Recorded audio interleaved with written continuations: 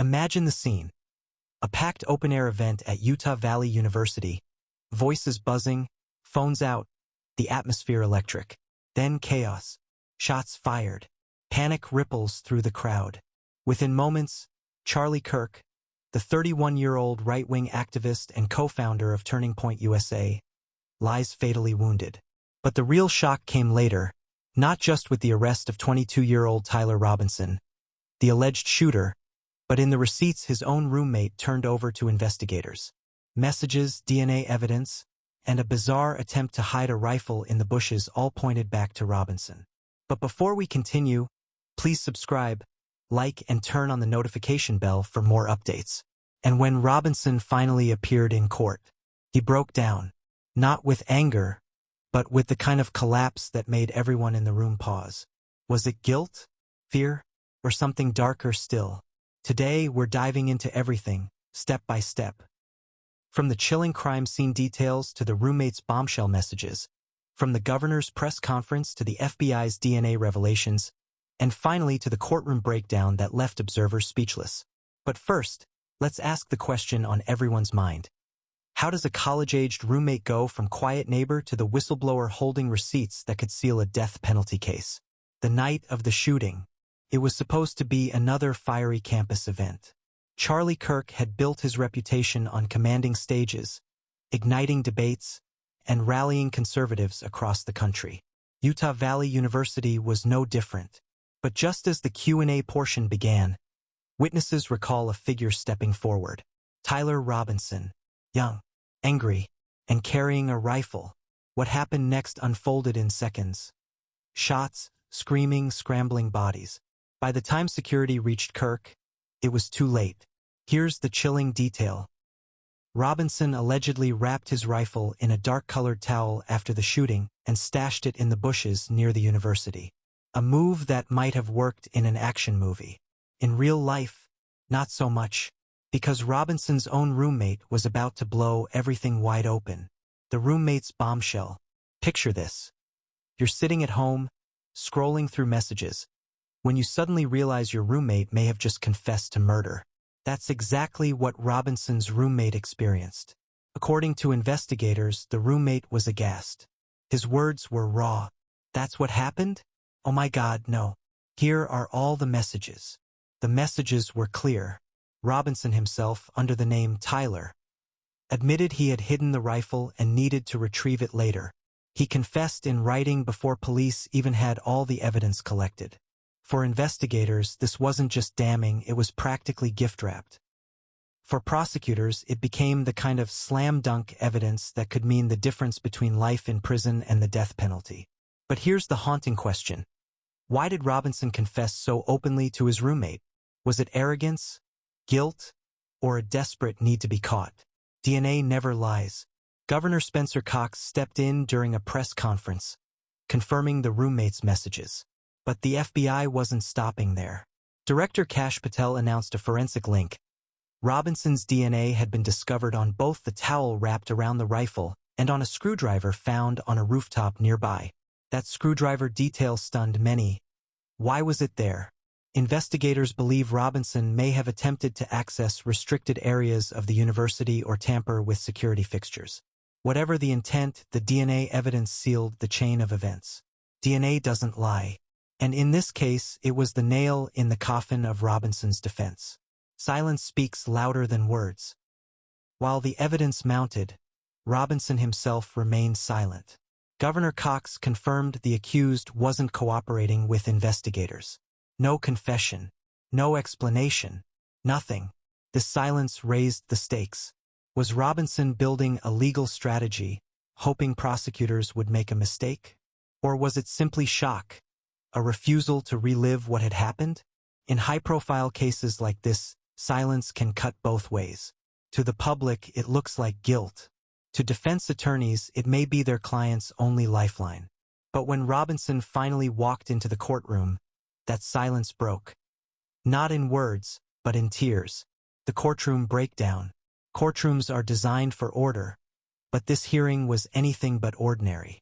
Tyler Robinson entered looking pale, his hands trembling. As prosecutors read out the charges, aggravated murder, felony discharge of a firearm, obstruction of justice. The weight seemed to hit him all at once. Witnesses say his breathing grew shallow. Then came the tears. A full-body collapse of a man realizing his future now hung on whether a jury would choose life imprisonment or the death penalty. The irony? The very receipts his roommate turned over could be the decisive factor. But here's where the case takes an even darker twist. Motive: what was Tyler thinking?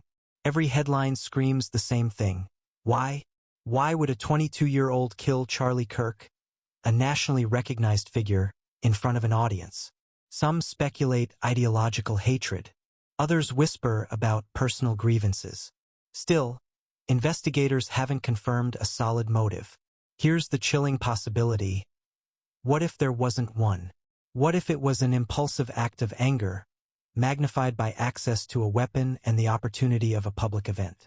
That uncertainty is what makes this case both terrifying and unforgettable. The bigger picture: politics, guns, and campus safety. Charlie Kirk's death didn't just shock his followers. It ignited national debates. How do universities protect public speakers without turning campuses into fortresses? How do political organizations safeguard their leaders in such a polarized climate? And most of all, how did a young man like Tyler Robinson, with no previous high-profile criminal record, get to the point of murder? This isn't just about one crime. It's about a society grappling with anger, division, and access to deadly weapons. Lessons from the roommate. Perhaps the most unexpected hero of this story is Robinson's roommate. Faced with horrifying evidence, he didn't stay silent. He didn't protect his friend. He handed over the receipts. That decision may have saved lives in the future, and it serves as a chilling reminder for all of us. Would you have done the same? Would you have turned in someone you knew, even at the cost of friendship? The trial ahead. Robinson's case is far from over. The charges carry the possibility of the death penalty in Utah. That means prosecutors will weigh not just the crime, but the aggravating factors: public setting, political figure, and evidence of planning. The defense? They'll likely argue mental instability, lack of intent, or flawed investigative procedures. But with DNA, written messages, and eyewitness accounts, it's hard to imagine a clean acquittal. The final question: justice for Charlie Kirk? At the heart of all this lies one haunting truth. Charlie Kirk is gone. His family, his followers, and his movement are left grappling with grief. Will a guilty verdict bring closure? Or will it only highlight the divisions that made the shooting possible in the first place? That's the question we'll all be asking as the trial unfolds. What happens next? Tyler Robinson's breakdown in court wasn't just the collapse of a man. It was the collapse of a story that shook the nation. A roommate with receipts, a rifle wrapped in a towel, DNA on a rooftop screwdriver. And above all, the haunting silence of a suspect who refuses to explain why he pulled the trigger. This case isn't just about crime, it's about conscience. About the roommate who chose truth over loyalty. About a society forced to ask hard questions about violence and safety.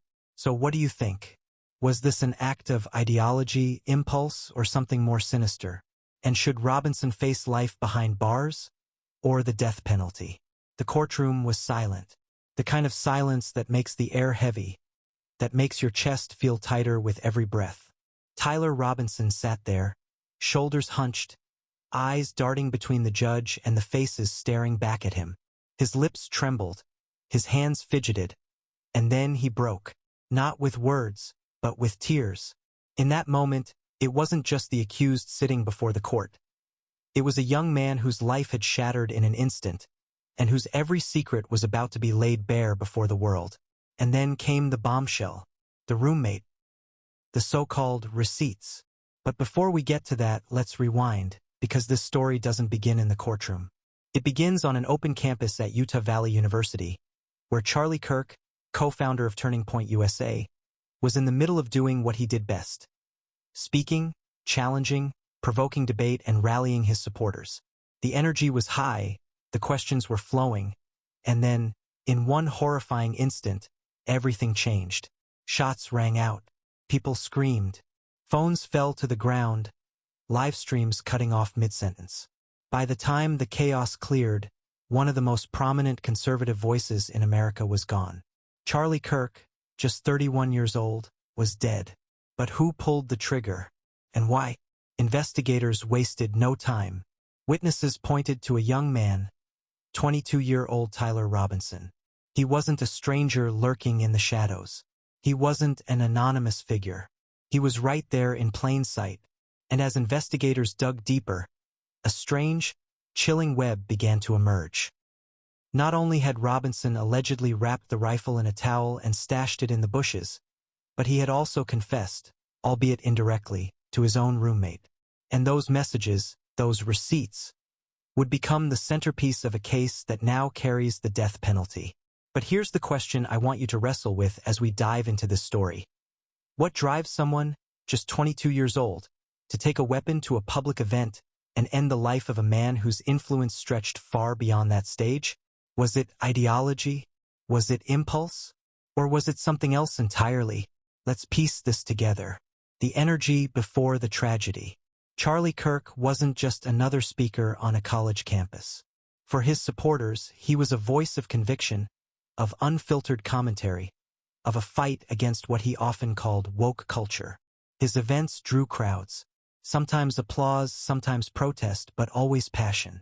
That day at Utah Valley University was no different. Open air, buzzing energy, students with notebooks, parents with smartphones, and journalists keeping an eye on every word. Kirk had a way of commanding attention, of pulling his audience in and keeping them hanging on his every sentence. And yet, hidden in that same crowd, another energy was brewing. Tyler Robinson. Imagine what it must have felt like for him. Rifle hidden, towel wrapped around it, heart racing. Did he plan this meticulously? Did he wake up that morning with murder on his mind? Or was it an impulse? A decision born out of anger and chaos? That's what investigators are still piecing together. But one thing was certain. When Robinson pulled the trigger, it wasn't just Charlie Kirk's life that changed. It was his own forever. The aftermath nobody expected. In the hours that followed, investigators pieced together frantic 911 calls, social media videos, and shell casings left behind. But one discovery stood out. A dark-colored towel in the bushes near the university. Wrapped inside the rifle, the alleged murder weapon. This wasn't the kind of evidence you could shrug off. And yet, for Robinson, the real slip-up was still to come. Because while he may have thought he could hide the gun, he couldn't hide from the one person who knew him better than anyone else, his roommate. And when that roommate came forward, aghast, investigators suddenly had more than just physical evidence. They had words. His words. The roommate's shocking testimony. Imagine being in that roommate's shoes. You're sitting at home, minding your own business, when a string of messages lights up your phone. At first, it doesn't click. Maybe you think it's a joke, a bad one. But then the gravity hits you. That's what happened? Oh my God, no. The roommate reportedly said when he realized the truth. And then he handed it over. Here are all the messages. Think about that for a second. In today's world, where loyalty often trumps morality, where friendships can blur the line between right and wrong, this roommate made a choice. He chose justice over silence.